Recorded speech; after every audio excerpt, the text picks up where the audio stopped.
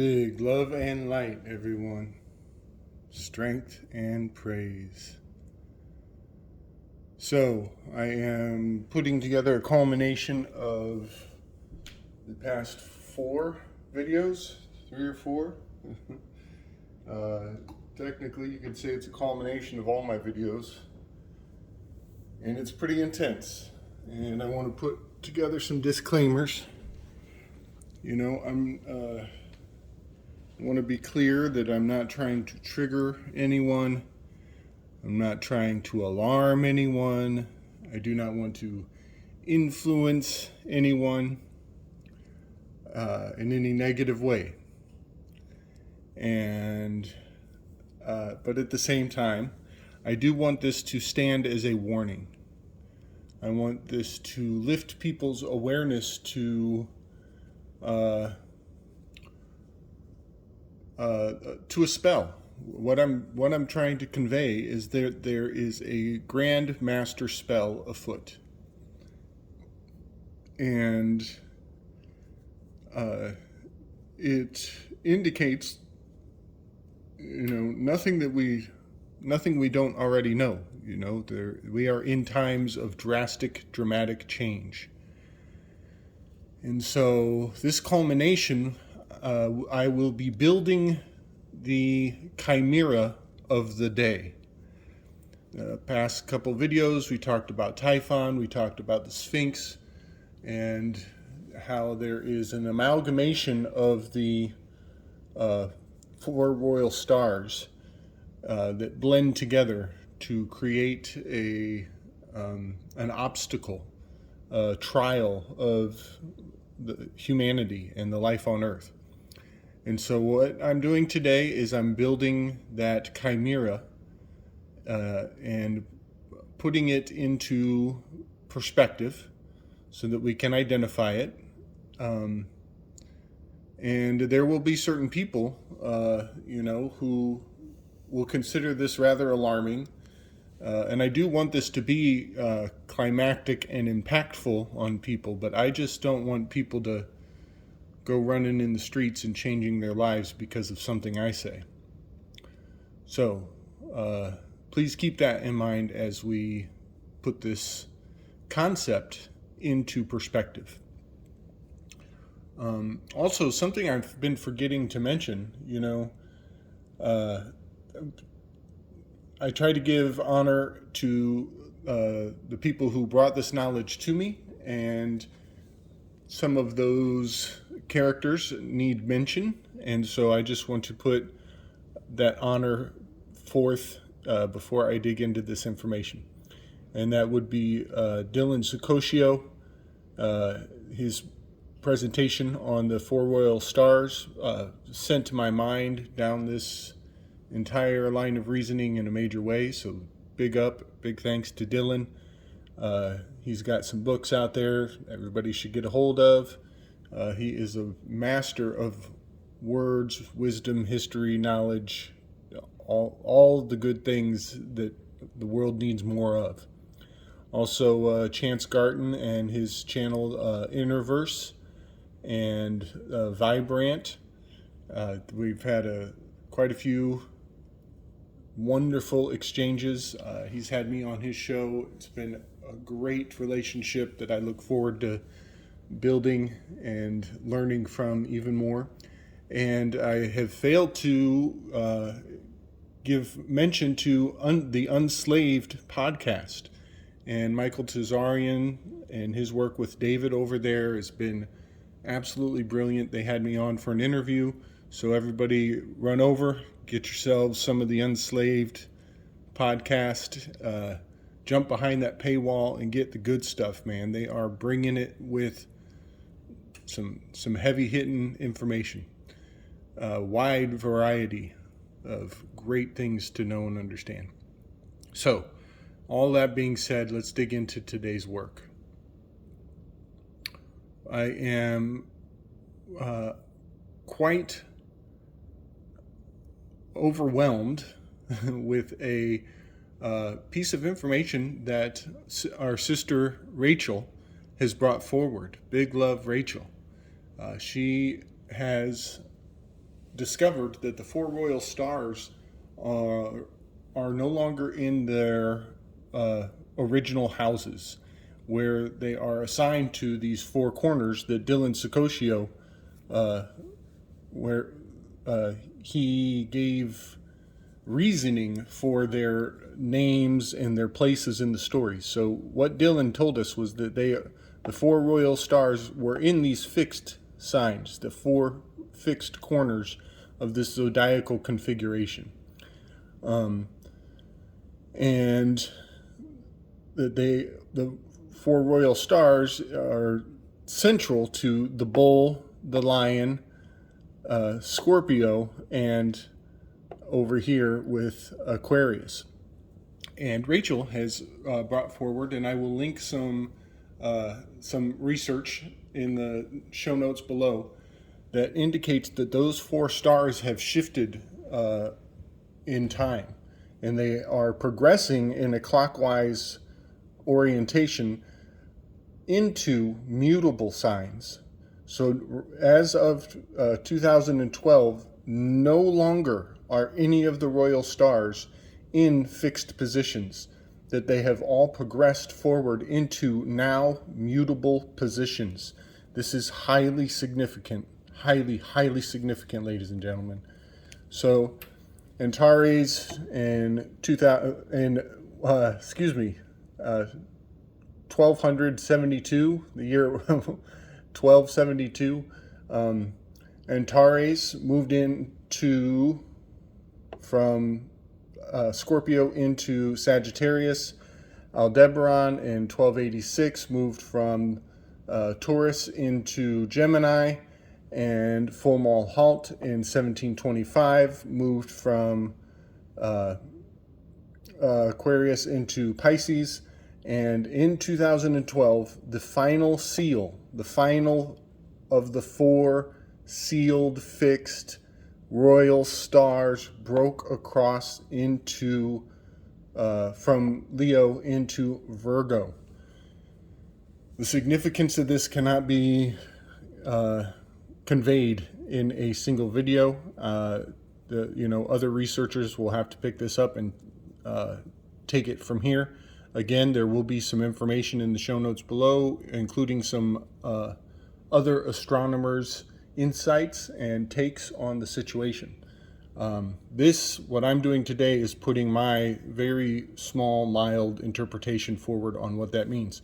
So you will recognize these crosses, these mutable crosses. And the mutable cross looks like the red cross. It's a lowercase t. It can also be conveyed in a canted T. The multiplication sign is a mutable cross. But I'm not going to get into that. Look at Levette's channel if you want to get into the significance of the different crosses and the alchemical signs on the zodiac. So what I want to do is I want to take these four locations, these four new locations, and I want to assign them some modern day significance. And first, what I want to point out is when Regulus, the royal star of the lion, crossed into the Virgo, the sign of the Virgo, some very monumental laws were changed, altered, broken from the old way and moved into the new way. And a lot of people are aware of this, but 2012 they renovated the Smit-Munt Act, and that movement, that renovation was the Smit-Munt Modernization Act of 2012. It's also called HR Bill 5736. Those numbers are very significant. You have this is the number of retrogrades in 2 Saturnian years, and this is the number of the circle, 36. This is also the minor arcana plus the Fool card will give you a 57. And 36, again, number of the circle, full circle. So You will notice that I spelled modernization with a creative spin. That was quite on purpose. You will also notice that Smit-Munt Modernization Act has 4 mutable crosses in the name, in the title of that act. So what I want to put forward is that certain influencers in society, they saw this coming. They knew this was going to happen. There are master astronomers who are years, decades, centuries ahead of us on this story. And being ready for this change would have been top priority for these, 3 wise men, for the 3-letter alphabet agencies. And that's all I'm going to say about that. But essentially, you can bet that they have been writing and preparing for this dynamic shift of the heavens for a very, very, very long time. And so we are just now getting the script and learning the blocking that was planned for this grand show, for this profound drama that the world stage is a part of right now. So first, before I put the punchline to this foolishness, I want to highlight some of the archetypes of these positions. We have Sagittarius, Pisces, Gemini, and Virgo. Those are the locations of these stars now. And one quick point I should make is that Aldebaran and Antares are considered red stars, and that Fomalhaut and Regulus are considered white stars. So there's a certain polarity involved here. There's the red versus the white, and the night sky could be considered the blue. And this might be another interpretation of red, white, and blue.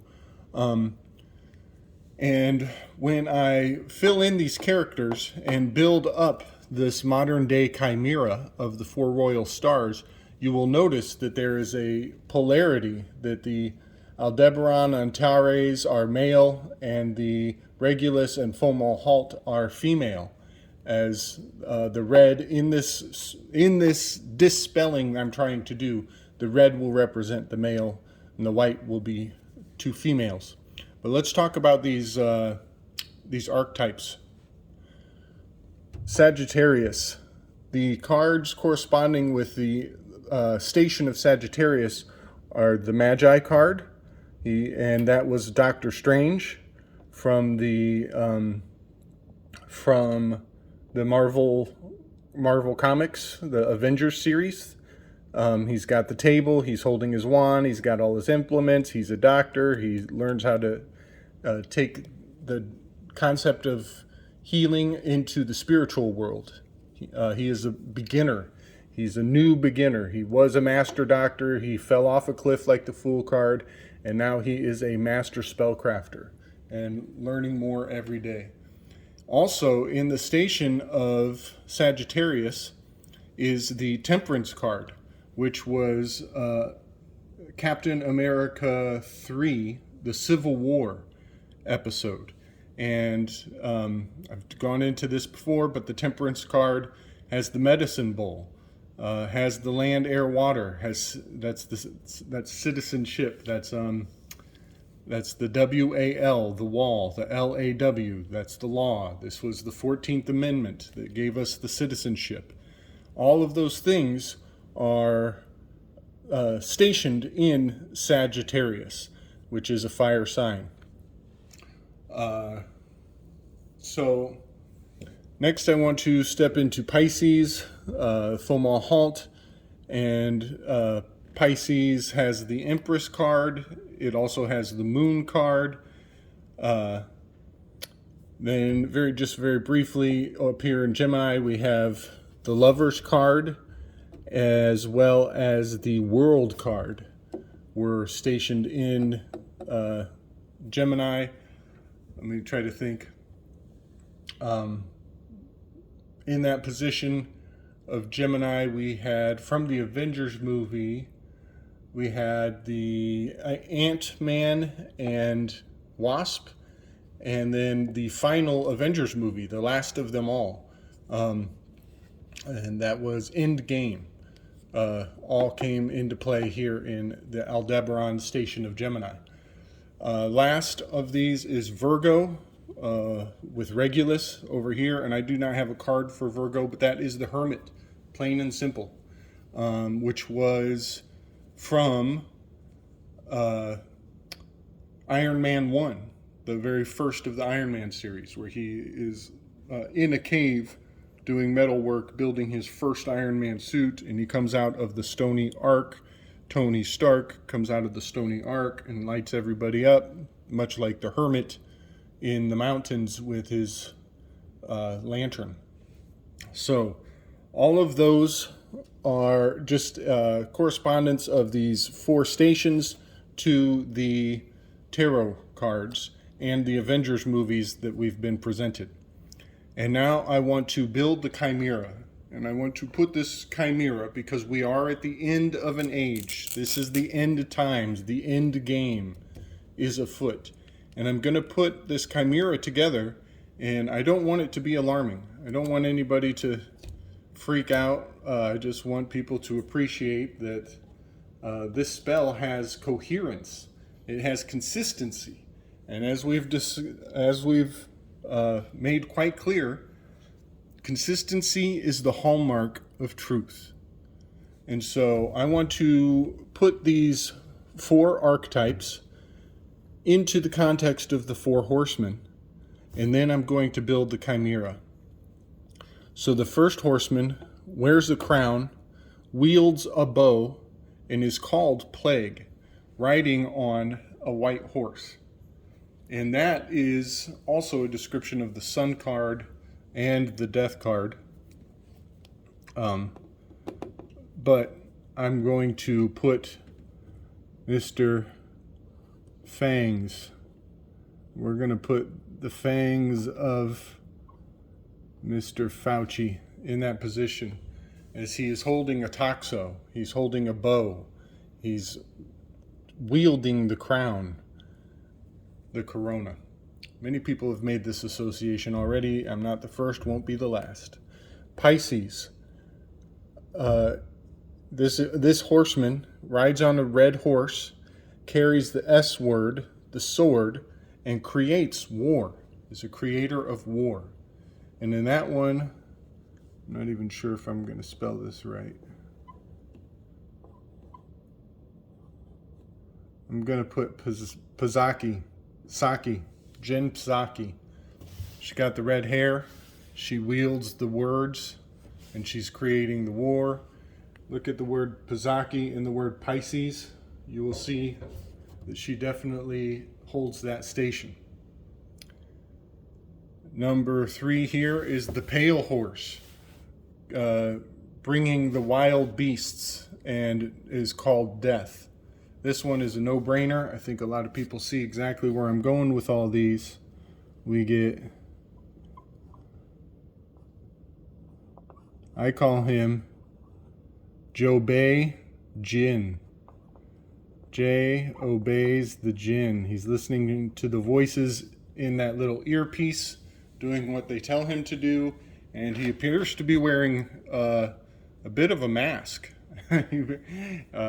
Which is Gemini. He's got 2 faces.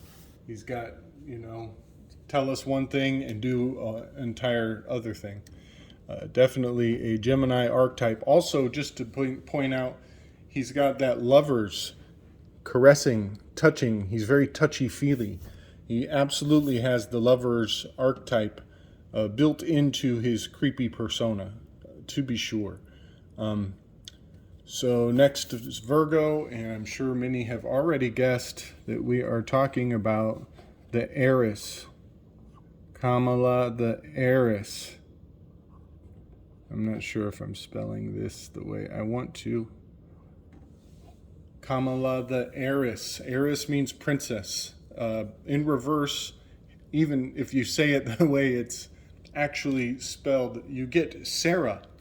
And Sarah means princess in Hebrew, and we all know that she is poised and ready, prepared to take the throne. When this guy is done biding his time, the heiress will step in.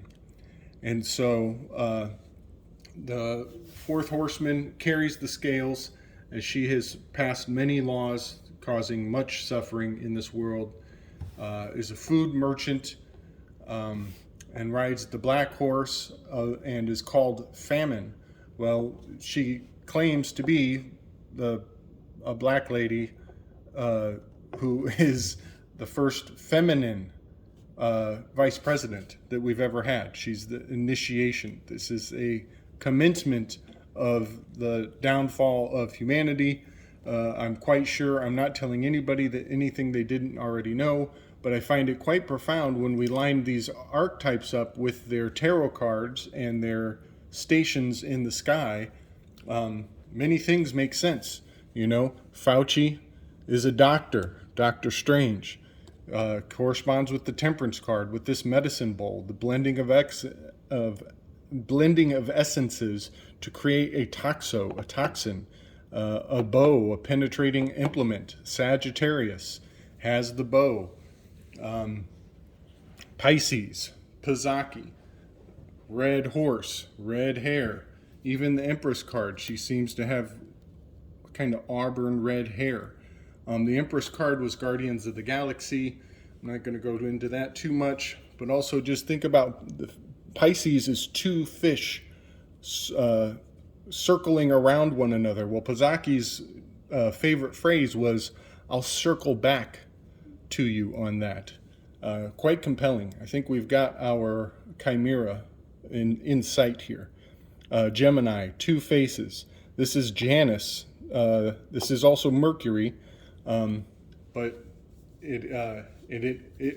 to me it is Janus, riding on the pale horse, bringing the wild beasts. That's the bow and hunter. The DuPont family has worshipped Diana for a very long time. And Joe Biden, we all can see that he is very near death. There is death standing over his shoulder any day now, no doubt. And Kamala Harris she's a virgin, she's a Virgo, she's brand new to the scene. She's a first. She was the first female vice president. She's allegedly black horse, having to do with her genetic history, which is quite a flim-flam, if you ask me. You know, she's done more damage to people of that genetic disposition than she has brought honor to them. But she claims that title. You know, she claims that to be the first feminine black vice president. And so I think we have our Chimera put into context. And I'm going to also link a show from Howdie